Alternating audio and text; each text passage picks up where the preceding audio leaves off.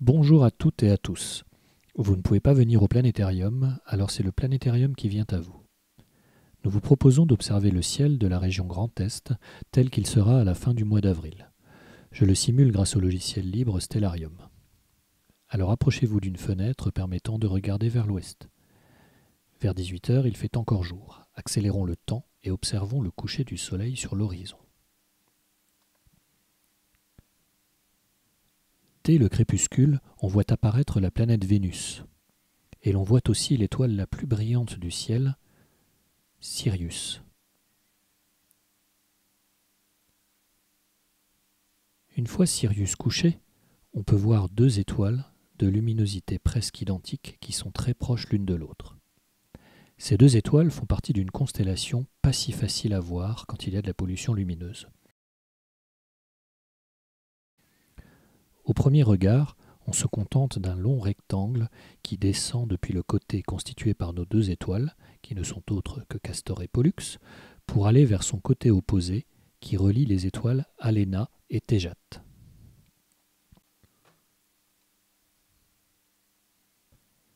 Mais avec un bon ciel et de bons yeux, ce long rectangle nous dévoilera les silhouettes stylisées que dessineraient des enfants pour représenter deux personnages se tenant par la main. Cette constellation, c'est les Gémeaux, Castor et Pollux représentant les têtes des deux jumeaux. Notre jolie constellation est encadrée par d'autres, notamment le petit chien avec son étoile très brillante Procyon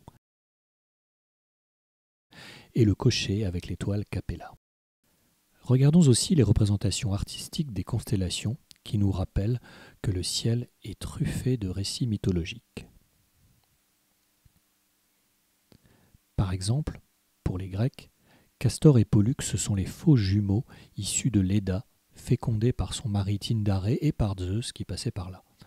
Ainsi, Castor, fils de Tyndaré, est mortel, alors que Pollux, fils de Zeus, est immortel. Ils participèrent ensemble à l'expédition des Argonautes, mais lors d'un combat, Castor meurt. Pollux, inconsolable, supplie son père d'en faire un immortel comme lui. Le roi des dieux décide que les deux frères devront se partager l'immortalité de Pollux. Ainsi, ils vont tantôt sur l'Olympe, tantôt au royaume des morts.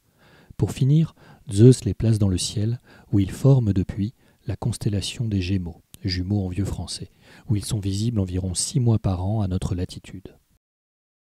Avant de se quitter, une petite astuce mnémotechnique pour se souvenir de qui est Castor et de qui est Pollux. Castor est situé du côté de la constellation du Cocher et son nom commence par un C, comme Capella, son étoile principale. Alors que Pollux est situé du côté de la constellation du Petit Chien et son nom commence par un P, comme Procyon, son étoile principale. Voilà, et n'oubliez pas que le plus beau et le plus grand des planétariums reste la voûte étoilée. Portez-vous bien et à bientôt.